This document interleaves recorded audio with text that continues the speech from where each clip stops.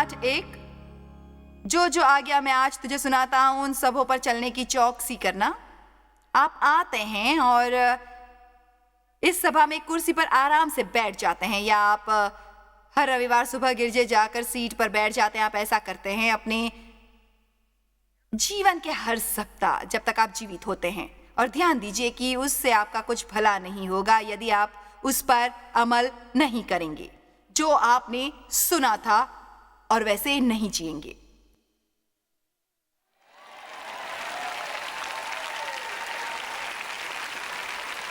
मैंने ये कुछ महीनों पहले सुना था और मुझसे बताया बिना नहीं रहा जाता। मुझे इसे सभा में कहना है। इसे हम उतनी आज्ञाकारी नहीं करते जितनी हमें शिक्षा मिलती है। आप अपने शत्रुओं को क्षमा करने के बारे में कितना अध्ययन करते हैं?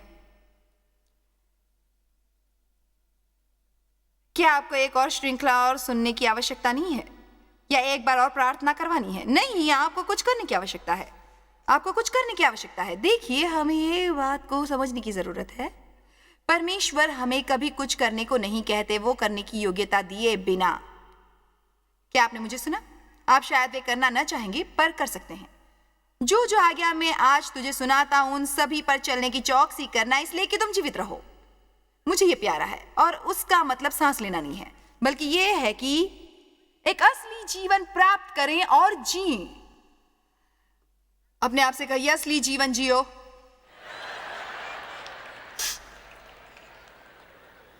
इसलिए कि तुम जीवित रहो और बढ़ते रहो। आप में से कितनों को बढ़ना शब्द अच्छा लगता है? हमें भी अच्छा लगता है, और उसमें जाओ। अब ध्यान दीजिए, मैं नहीं चाहती कि आप उससे चूक जाएं जो वे कह रहा है। और जिस देश के विषय में यहोवा ने तुम्हारे पूर्वजों से शपथ खाई है, उसमें जाकर उसके अधिकारी हो जाओ। देश के अधिकारी होने का क्या मतलब होता है? यदि आप अधिकारी शब्द का अध्ययन करेंगे तो उसका मतलब है कि आपको पहले से रहने वालों को निकालना होता है।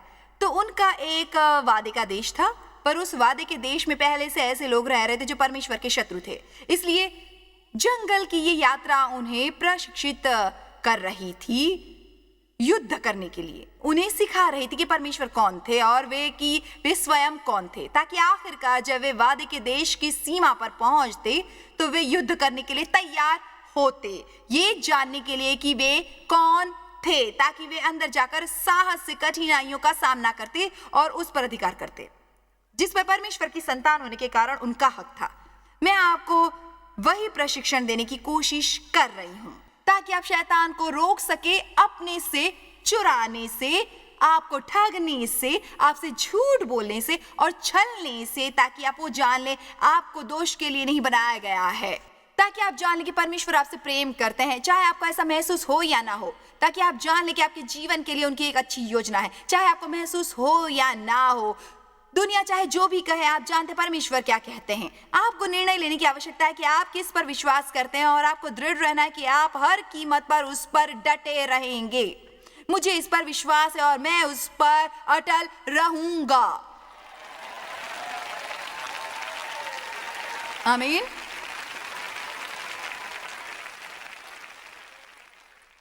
मुझे ये वचन प्यारा है, रोमियो 8 का, जिसके अनुसार इन सब कष्टों और परीक्षाओं के बीच हम जयवंतों से बढ़कर हैं। उसके बाद वो कहता है कि हम वध के लिए ले जाई जाने वाली भेड़ों जैसे दिखते हैं, पर इन सब के बीच भी, चाहे इस समय आप ऐसी परिस्थिति में हैं जहां आप वध के लिए ले जाई भेड़ जैसे लग रहे हों और आपको अपने जीवन में हो रही एक भी बात समझ नहीं आ रही, आप अपने मन में सोच सकते हैं, हम जहां थे वहां हम नहीं हैं। देखिए, ये ज्ञान आपके दिल में आता है और आप ऐसी बातें जानते हैं जिसके अलावा मन सहमत नहीं होता। मैं जानती हूं कि मैं जानती हूं कि मैं जानती हूं कि मैं जानती हूं कि मैं जानती हूं कि यीशु जीवित हैं, कि वे मेरे लिए मरे, कि वे मर के दोबारा जीवित हुए। मैं ये कैसे जानती हूँ? मैं वहां नहीं थी, मैंने वो नहीं देखा। क्या मैं उसे सिद्ध कर सकती हूँ? वैसे ही जैसे हमें सिद्ध करना पसंद होता है, पर मैं जानती हूँ उसी तरह से जैसे अय्यूब ने अपनी भयानक तकलीफ के बीच में कहा था, मैं जानता हूँ। बहुत बढ़िया होता है जब आपको आइंदा उन चीजों को आंकना नहीं पड़ता अपनी भावनाओं द्वारा, अपने विचारों द्वारा, और आपकी भावनाएं चाहे जिस ओर भी जा रही हैं, आप ये कह सकते हैं, मैं जानता हूं।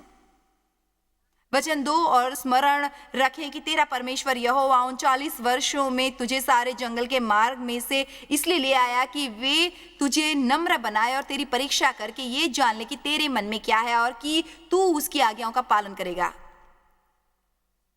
या नहीं। मेरी एक बात याद रखिए, यदि आप जंगल में परमेश्वर की आज्ञा का पालन नहीं करेंगे तो आप वादे के देश में भी नहीं करेंगे।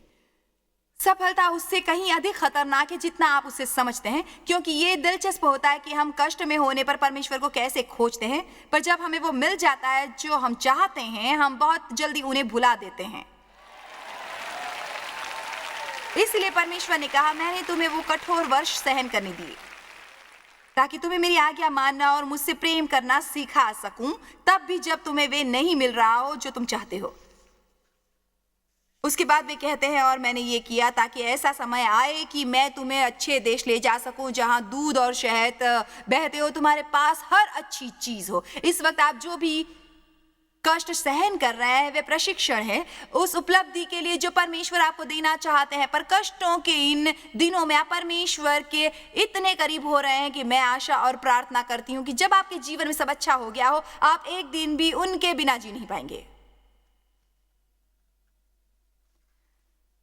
वचन 3 की ओर देखें, उसने तुझको नम्र बनाया और भूखा भी होने दिया, फिर वे मन्ना जिसे न तू और न तेरे पुरखा भी जानते हैं वही तुझको खिलाया, इसलिए वे तुझको सिखाए कि मनुष्य केवल रोटी ही से नहीं जीवित रहता, परंतु जो जो वचन यहोवा के मुंह से निकलते हैं उन्हीं से वे जीवित रहता है।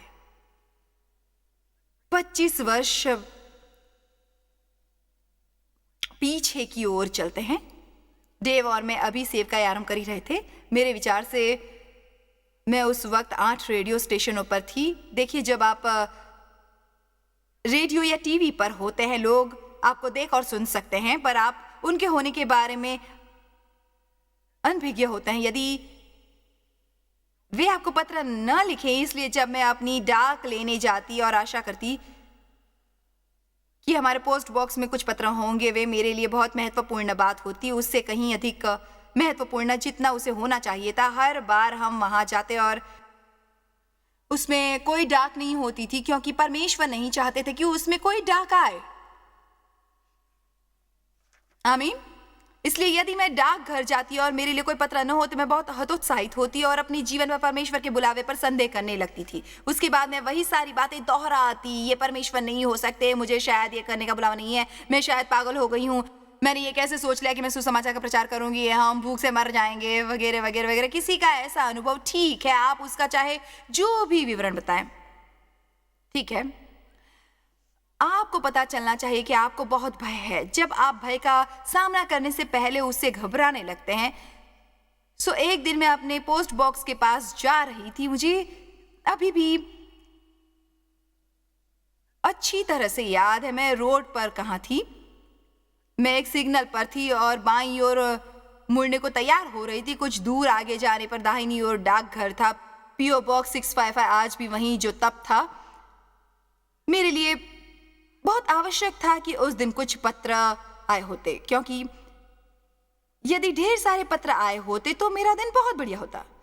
सो मैं मुड़ने को तैयार हो रही थी और उस दिन मैं परमेश्वर के साथ थोड़ी साहसी बनी और मैंने कहा, प्रभु, मैं केवल थोड़े पत्र ही चाहती हूं। ये कोई बहुत बड़ी बात नहीं है। पोस्ट बॉक्स नंबर इतना बड़ा तो नहीं है, उससे भरने के लिए बहुत पत्रों की जरूरत नहीं होती। मैं उससे बातचीत कर रही थी। आपको इसके लिए अपने सिंहासन पर से उठना नहीं होगा। आप अपनी कृपा दृष्टि उस डिब्बे पर डाल सकते हैं, उसे भर सकते। 25 वर्ष पहले पेंटन के एक सिग्नल पर जब मैं रुकी थी, परमेश्वर ने मेरे दिल में कहा, मुझे यह भी पता था कि वे बाइबल में था। उन्होंने कहा, मैं तुम्हें सिखा रहा हूं कि मनुष्य केवल रोटी द्वारा नहीं जीता। रोटी से उनका मतलब था पत्र। मनुष्य केवल पत्रों के द्वारा नहीं जीता, परंतु जो जो वचन यहोवा के मुंह से निकलते हैं उन्हीं से वे जीवित रहता है। आप जानते हैं, कई बार परमेश्वर जब आपसे कुछ कहते हैं तो ऐसा होता है कि आपको पता नहीं होता आप कैसे वे समझे, पर उसके साथ आपको ज्ञान प्राप्त होता है। मैं उस वक्त जान गई कि परमेश्वर मुझे क्या कह रहे हैं, कि मैं तुम्हें सिखाने की कोशिश कर रहा हूं जॉयस, कि तुम्हारा जीवन इससे नहीं है कि तुम सेवकाई में कितनी सफल होती हो, लोग तुम्हारे बारे में क्या सोचते हैं, लोग तुम्हारे बारे में क्या कहते हैं, वो तुम्हारा जीवन नहीं है। तुम्हारा जीवन हर वो शब्द है जो परमेश्वर के मुख से निकलता है। वे मुझे उस मकाम पर लाने की कोशिश कर रहे थे जहां मैं विश्वास करती, चाहे मेरी जैसी भी परिस्थिति होती। क्या आज यहाँ कोई इस बात से साक्षी है? वे चाहते थे कि मैं उस पर विश्वास करती, चाहे मेरी परिस्थिति कैसी भी होती। मुझे उस अवस्था तक पहुंचने में बहुत वर्ष लगे, पर कम से कम मैंने सीख लिया कि मैं क्यों जंगल में फिर और फिर से उसी पहाड़ के आसपास भटक रही थी। परमेश्वर मुझे दिखाने की कोशिश कर रहे थे। अब मेरी बात सुनिए, उस जंगल में वहीं पर मुझे परमेश्वर को जानने का मौका मिला।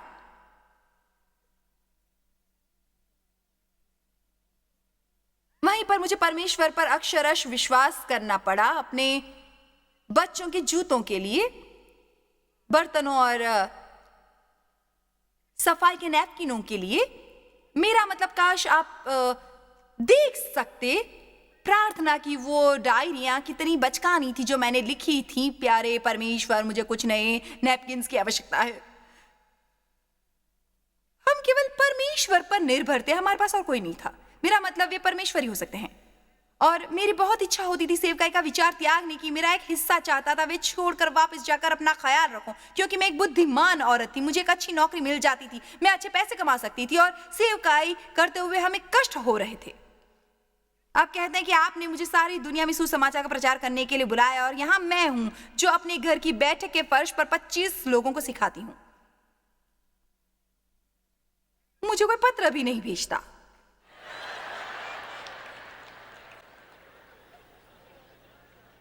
उन दिनों डेव तभी भी इंजीनियरिंग के क्षेत्र में काम करते थे और उन्हें हर वर्ष अपने दफ्तर से बोनस मिलता था। उस वक्त उन्हें शायद $1200 मिलते थे, और वे एक वर्ष के लिए हमारा अतिरिक्त धन होता था और हम उसे बचत खाते में रखते थे। पर वे वहां भी नहीं टिकते थे, वे भी कम होने लगते थे। नए टायर लेने होते थे या कुछ और, कभी हमें फ्रिज की मरम्मत करनी होती थी, कोई बच्चा बीमार होता था वगैरह वगैरह, तो वे घटकर $300 हो जाते और हमारे मन में डर बैठ जाता। उसके अलावा डेव कई बार फोन करके कहते, मुझे ये कहते हुए दुख हो रहा है पर घर आते समय मेरा टायर फट गया, और मैं इस तरह से कहती थी, ये कैसे हो सकता है? जब भी हमारे पास थोड़े पैसे जमा होते हैं शैतान उन्हें उड़ा ले जाता है। मैं क्या करूं? मैं बहुत नाराज हूं, मैं इसे बर्दाश्त नहीं कर सकती।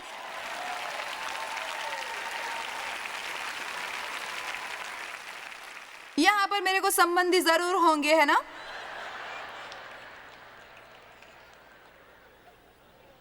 एक दिन डेव ने मेरी ओर देखकर कहा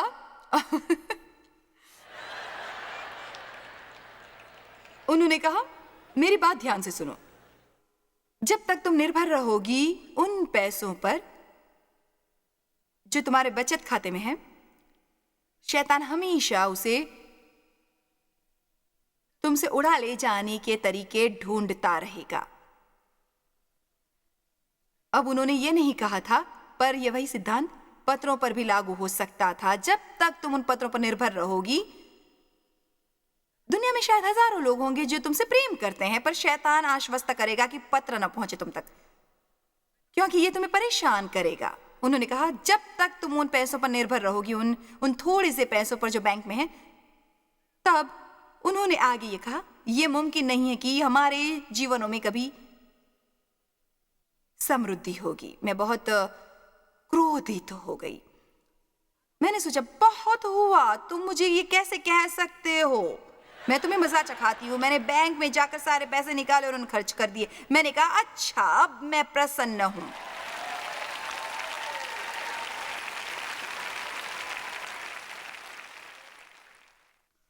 आश्चर्य की बात यह है, क्योंकि हमारे पास परमेश्वर के अलावा कुछ नहीं था और हमें उन पर विश्वास करना पड़ा। परमेश्वर ने निराश नहीं किया। Come on. मैंने उस जंगल से सीखा परमेश्वर की वफादारी के बारे में। हे मेरे प्रभु, मेरी इतनी प्रशंसा मत करें जब आप वहां बैठकर वे सब देख रहे हो जो हमारे पास है, क्योंकि प्यारे परमेश्वर, मेरे यहां तक पहुंचने के लिए मैंने बहुत सहा है। वर्षों तक मैं बाहर जाती रही उन $20 के साथ जो मैंने बचाए होते थे, ताकि मैं ढूंढ सकती उस समय मेरे 3 बच्चे थे। अपने तीनों बच्चों के लिए स्कूल के जूते और मैं गैरेज चल जाती अपने पूरे विश्वास के साथ। मेरा विश्वास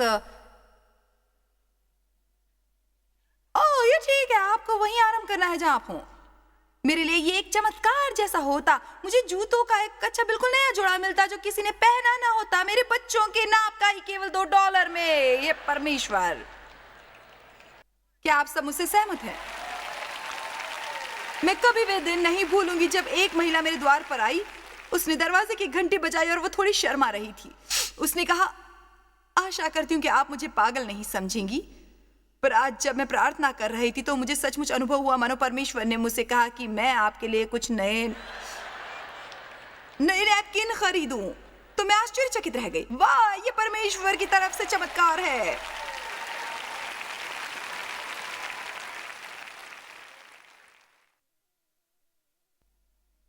आप में से कुछ अच्छी तरह से जानते हैं कि मैं क्या कह रही हूँ।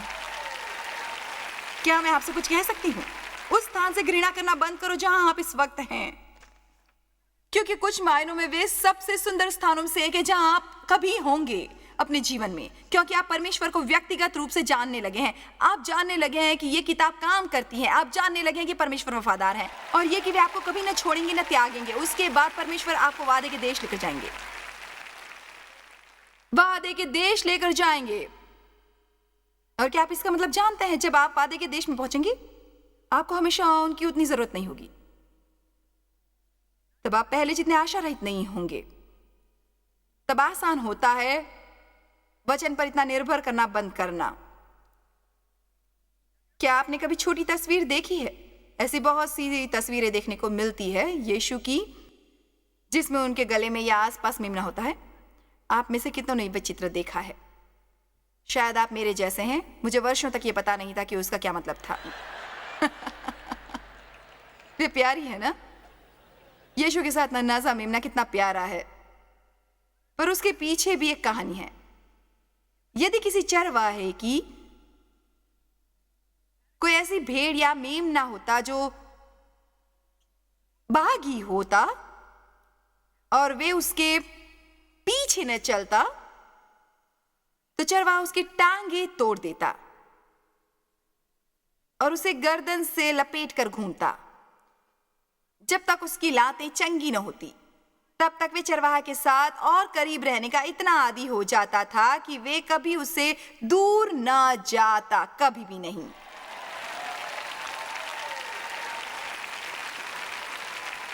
Oh hallelujah!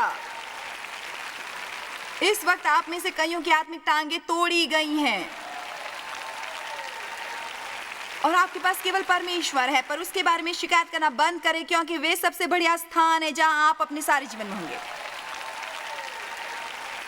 क्योंकि तब आप ऐसी स्थिति में आने के योग्य होंगे कि परमेश्वर आपको वादे के देश भेज सकेंगे। आप वादों के बारे में केवल बातें करना बंद करके उन वादों में जी सकेंगे। आप समृद्धि में जी सकेंगे। आपके पास अपने लिए पर्याप्त होने के अलावा और लोगों के लिए भी होगा और आप परमेश्वर से दूर भटकने की हिम्मत भी नहीं करेंगे, क्योंकि आपके लिए उनके बिना जीना असंभव होगा। आमीन।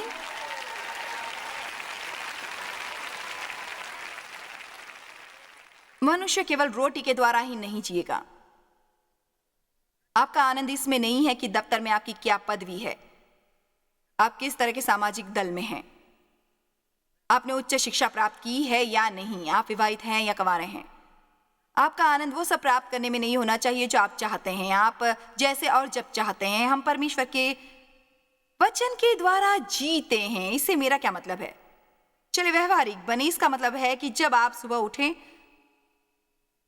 और बहुत घटिया मिजाज में हो और आपका रुख ऐसा हो, अच्छा होगा, ये मेरी बात याद रखिए, वे आपको अकेला नहीं छोड़ेंगे, उस दिन आपके साथ ही रहेंगे। इतना उदास क्यों है?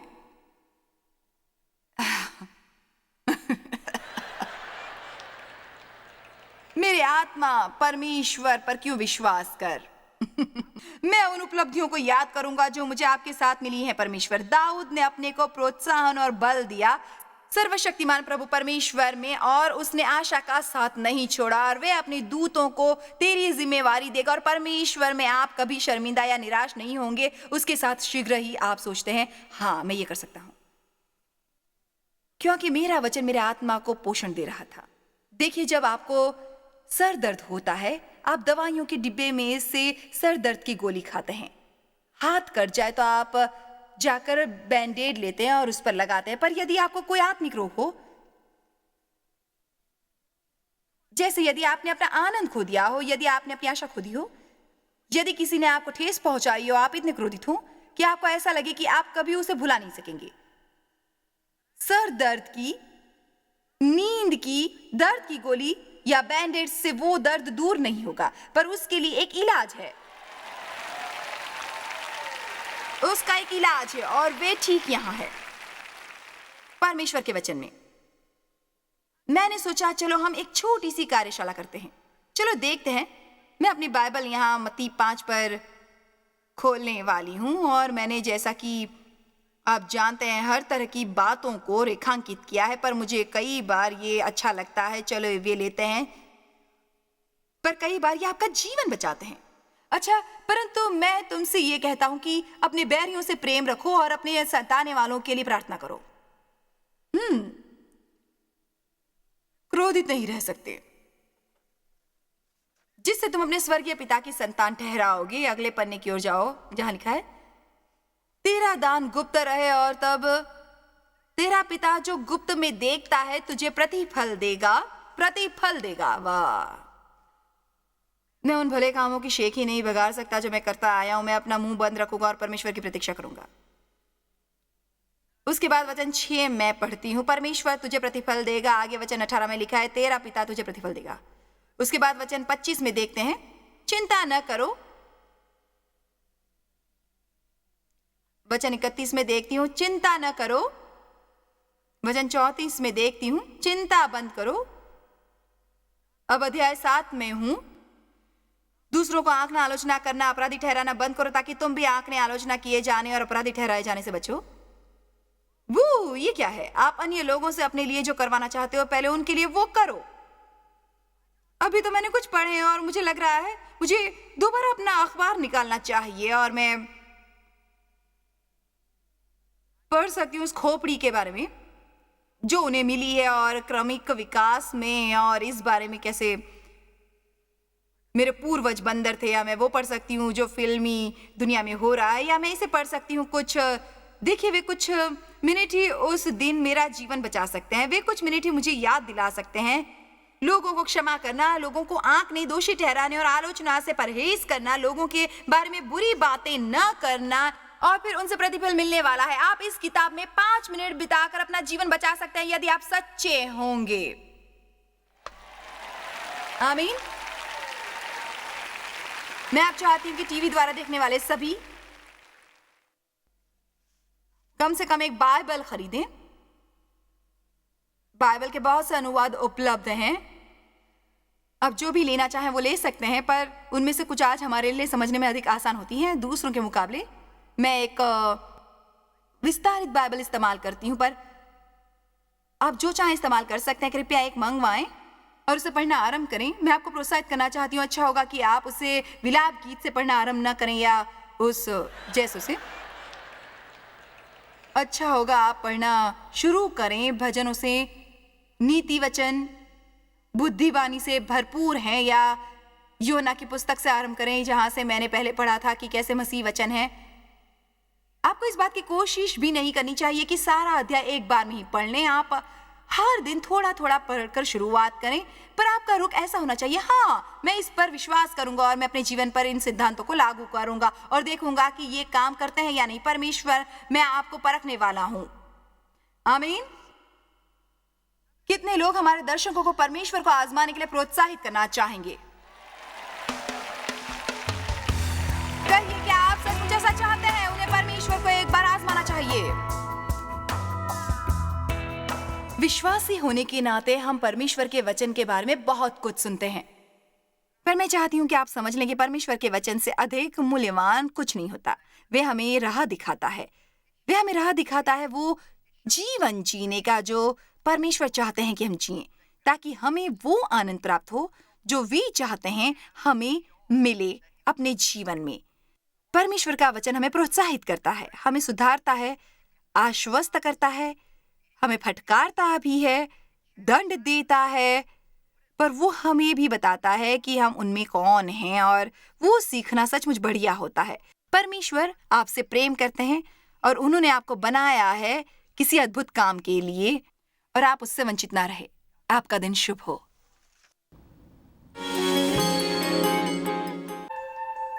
जॉय स्मायर मिनिस्ट्रीज में आप हमारे लिए कितने अहम हैं, इसका आपको अंदाजा नहीं। हम आपके आभारी हैं और हम धन्यवाद करते हैं अपने सब मित्रों और सहयोगियों का कि उन्होंने इस विश्वव्यापी सेवकाई को संभव बनाया। मिलकर हम भूखों को खिला रहे हैं, गरीबों को पहना रहे हैं और कई देशों में सुसमाचार पहुंचा रहे हैं। कृपया हमसे संपर्क करें या विजिट करें jmmindia.org पर। आज ही अपनी प्रार्थना के अनुरोध बताने के लिए, हमारे साधनों के बारे में और जानकारी और जॉयस की सभाओं का शेड्यूल जानने के लिए, और हमारे सहयोगी बन जाएं दुनिया भर में मसीह का प्रेम बांटने के लिए।